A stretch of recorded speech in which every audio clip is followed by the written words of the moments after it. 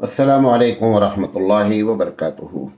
अल्हम्दुलिल्लाहि रब्बिल आलमीन वल आक़िबतु लिल मुत्तक़ीन वस्सलातु वस्सलामु अला रसूलिहिल करीम। मोहतरम हज़रात, उल्मा में कायदाना किरदार की कमी क्यों, इस उन्वान पर हम आपसे बात कर रहे हैं और इसका दो हिस्सा हमने पेश किया। तीसरा हिस्सा, कायदाना किरदार की कमी की तीसरी वजह, चूँकि मदरसे की बुनियाद, मदरसा जो चल रहा था वो लोगों के चंदे से चल रहा था, लिहाजा मदरसे का इंफ्रास्ट्रक्चर, यानी जिसको आप कहते हैं बिल्डिंग, लॉजिंग, रहने का, खाने का नज़्म मेयारी नहीं हो पाया।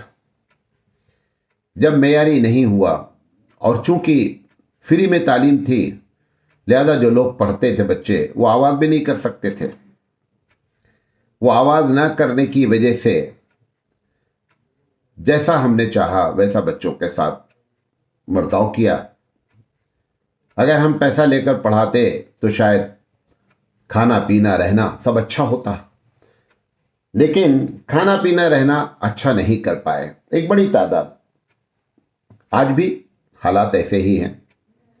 कुछ मदारिस हैं कि जहाँ पे माशाल्लाह बहुत अच्छा नज़्म है, लेकिन उमूमन जो देखा जाता है, और आप हमसे ज़्यादा जानते हैं, आप तो उलमाए किराम हैं, आप लोग मदरसे चलाते हैं, आप मेरी बातें, मैं आखिर में आपसे कहूँगा अगर किसी को कोई एतराज़ है तो आप मेरी बात पर एतराज़ करें। ये तो मैं बयान ही कर रहा हूँ उलमाए किराम के दरमियान में, ताकि कोई बात ऐसी हो तो मालूम हो। तो ये जो मदरसे का निज़ाम आया, खाना पीना रहना उठना बैठना, अगर आप जा कर के देखेंगे तो एक खस्ता हालत। मैं एक मदरसे में गया और देखा कि सर्दी का ज़माना था, तो बच्चे लिहाफ ओढ़ने के बजाय, लिहाफ था ही नहीं, जो धान का पुआल होता है उसी पुआल के अंदर घुस घुस करके सोए हुए थे। फिर बहरहाल मैंने मदरसे उनका मसले को उसको हल किया अल्हम्दुलिल्लाह। बहरहाल लेकिन ये हालत है। तो ये जो अच्छा, सफाई सुथराई, टॉयलेट, बाथरूम, ये सब इतने ख़राब और इतने गंदे रहते हैं कि जिसकी वजह से जो है ना, वो पढ़ा लिखा आदमी, मालदार आदमी, संजीदा दानिश्वर आदमी, वो जा कर के जब कभी मदरसे को सभी देखते हैं, कभी न कभी जाते ही रहते हैं, किसी न किसी मदरसे से उनका ताल्लुक़ रहता ही है। तो उनका ये सब माहौल देख करके उन्होंने ये तय किया अपने तौर पर कि हमारा बच्चा तो इसमें पढ़ ही नहीं पाएगा। और सोने पर सुहागा ये हुआ कि हमने भी तय कर लिया कि बगैर मारे हम पढ़ा नहीं सकते। ये तो बहुत कम हुआ, बहुत कम हुई मार, वरना मैंने अपने बचपन में देखा है कि ख़ासकर हिफ्ज़ के शोबे को इस तरीके से मारते हैं कि मतलब घर में जानवर को भी नहीं मारते हैं। एक जगह हम गए, मुंडरगी एक जगह है यहीं कर्नाटक में, तो वहाँ पर तकरीर थी मेरी। तकरीर के बाद एक साहब आकर के मिले, मुंडरगी या मुनवल्ली, ये दो में से कोई शहर है। एक साहब आकर के मिले और बड़े अफसोसनाक अंदाज में, हमारी उम्र के थे, कहने लगे कि मैं भी बहुत, मेरा दिल चाहता है आलिम बनने का, और मैं आपके मदरसे में सन 80 या कुछ बताया उन्होंने, मैं गया था और एक आलिम का नाम लिया उन्होंने मुझे इतना मारा कि मैं वहाँ भाग कर आ गया और नतीजा ये निकला कि मैं आलिम नहीं बन सका। ऐसे बहुत से केस हैं। नियाज़ फतेहपुरी ने इस पर पूरा पूरा मतलब बयान जारी किया और अपने बारे में सब कुछ लिखा है।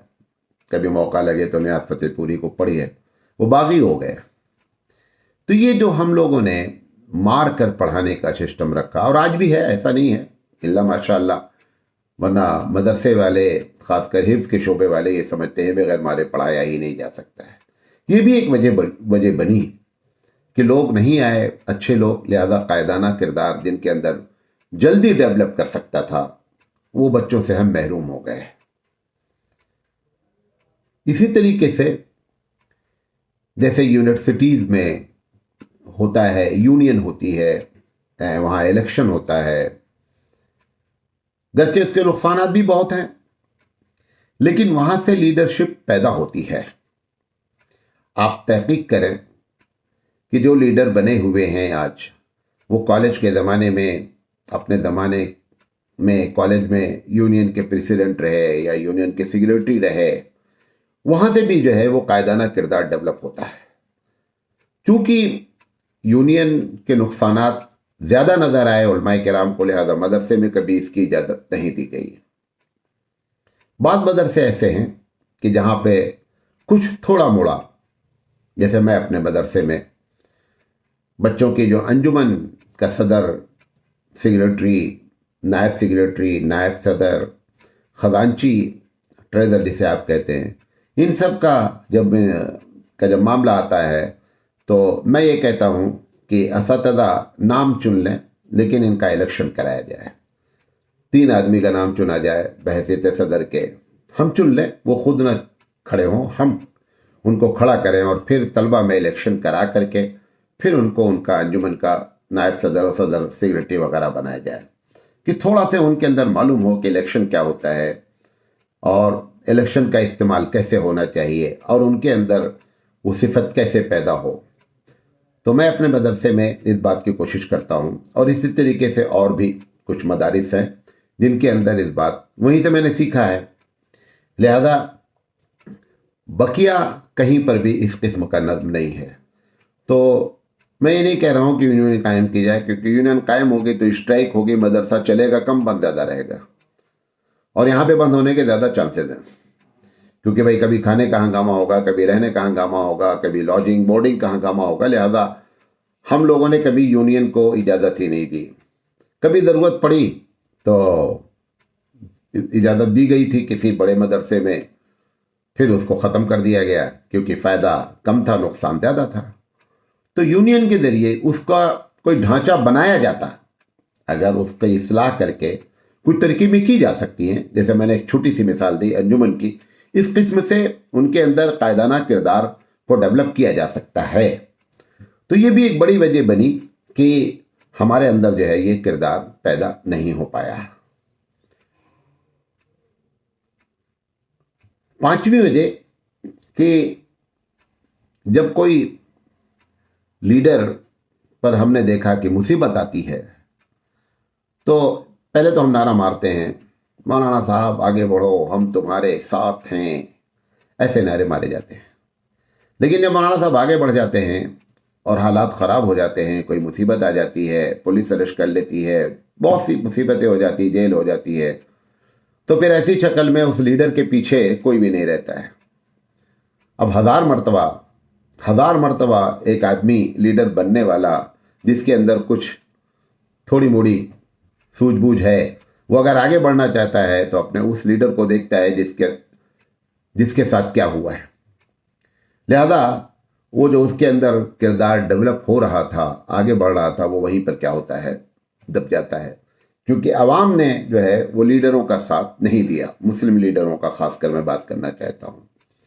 ये भी एक बड़ी वजह हुई कि हमारे उलमा में ये किरदार पैदा नहीं हो सका। एक और बात हुई कि जो लोग आगे निकल गए थे, जो वाकई में जिनके अंदर कायद की सलाहियत थी, वो आगे निकल गए और उससे उन्होंने लोगों को भी गाइड किया और अपना भी मफाद हासिल किया। अगर उन्होंने देखा कि कोई नीचे से उठने वाला है, कोई नौजवान आगे बढ़ रहा है और उसके अंदर ये सिफत है कि कहीं ऐसा ना हो कि छा जाए, तो हम बड़े लोगों ने नीचे वालों को आगे नहीं आने दिया और हमने उनकी टांग घसीट दी। टांग घसीटने की वजह से, जैसे आपके भारत में एक मिसाल देना चाहता हूं, कांग्रेस ने यह काम किया कि किसी भी अच्छे आदमी को आगे बढ़ने नहीं दिया। नतीजा ये निकला कि कांग्रेस ढाक की 3 पात हो गई। कांग्रेस की कोई हैसियत नजर नहीं आ रही। ऐसा लग रहा है कि सदर भी जो है वो पार्टी से इस्तीफा दे देगा और इस्तीफा देता रहता है। पिछले 4-5 साल में आप देख रहे हैं कि कांग्रेस को सदर नहीं मिल रहा है। वजह क्या है? वजह यही हुई है, यही वजह हुई कि किसी को आगे नहीं बढ़ने दिया गया। और ये हमारे अंदर भी हुआ कि नीचे जो छोटे उलमा थे, हम बड़े लोगों ने उनको आगे नहीं बढ़ने दिया। नतीजा ये निकला कि कायदाना किरदार जो पैदा होना चाहिए था वो नहीं हो सका। इंशाल्लाह ज़िंदगी रही तो इसका आखिरी पार्ट पेश करेंगे कि कायदाना किरदार कैसे पैदा किया जाए। वाखिर दावाना अनिल हम्दुलिल्लाहि रब्बिल आलमीन।